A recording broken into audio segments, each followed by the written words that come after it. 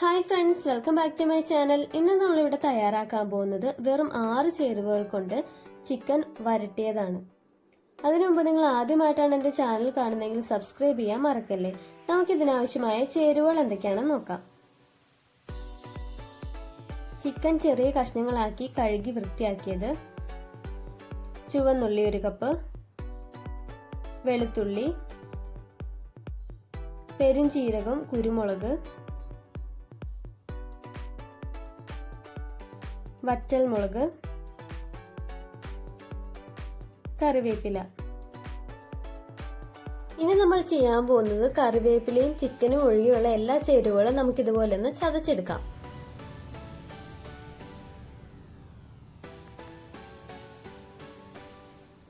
ഇനി നമുക്ക് അടി കട്ടിയുള്ള ഒരു പാത്രം എടുക്കാം. ഞാനിവിടെ ഇരുമ്പിന്റെ ചീനച്ചട്ടിയാണ് എടുത്തിരിക്കുന്നത്. ചട്ടി ചൂടായി കഴിയുമ്പോൾ അതിലേക്ക് ഒരല്പം എണ്ണ ഒഴിച്ചു കൊടുക്കാം.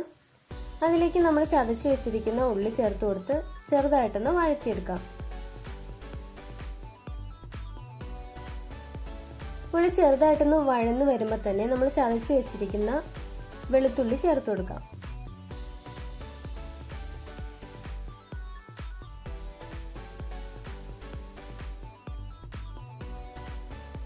ഇനി ഇതിലേക്ക് നമ്മൾ ചതച്ച് വെച്ചിരിക്കുന്ന വറ്റൽമുളക് ചേർത്ത് കൊടുത്ത് നന്നായിട്ടൊന്ന് ഇളക്കാം.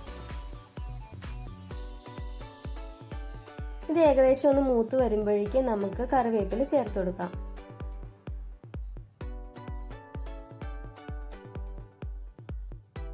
ഇനി ഇതിലേക്ക് ചതച്ച് വെച്ചിരിക്കുന്ന പെരുംജീരകവും കുരുമുളകും ചേർത്ത് കൊടുത്ത് നന്നായിട്ടൊന്ന് ഈ മസാല മൂപ്പിച്ചെടുക്കാം.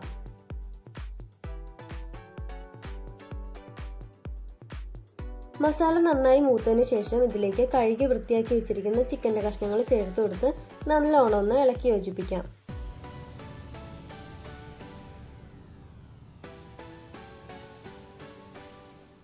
ഇനി ഇതിലേക്ക് ഒരല്പം മഞ്ഞൾപ്പൊടി ചേർത്ത് കൊടുത്ത് ഒന്നും കൂടി ഒന്ന് മിക്സ് ചെയ്യാം. ഇനി ഇതിലേക്ക് ചിക്കൻ നികന്ന് നിൽക്കുന്ന രീതിയിൽ വെള്ളം ഒഴിച്ചു കൊടുക്കാം. വെള്ളം ഒഴിച്ചതിന് ശേഷം ആവശ്യത്തിന് ഉപ്പും ചേർത്ത് അടച്ചു വെച്ച് നമുക്കിതൊന്ന് വേവിച്ചെടുക്കാം.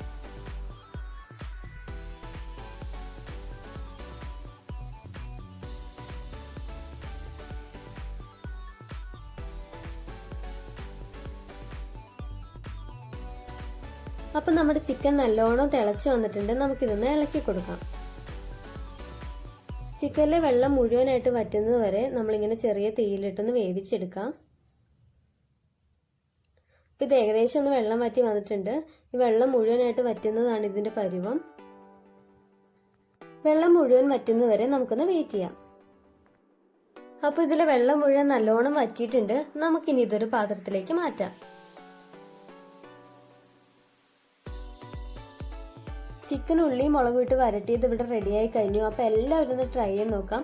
വളരെ ഈസി ആയിട്ട് ചെയ്യാൻ പറ്റുന്ന റെസിപ്പിയാണ്. അതിനേക്കാൾ ഉപരി അടിപൊളി ടേസ്റ്റുമാണ്. അപ്പോൾ പുതിയൊരു വീഡിയോ കാണുന്നത് വരെ ബൈ ബൈ ഫ്രണ്ട്സ്.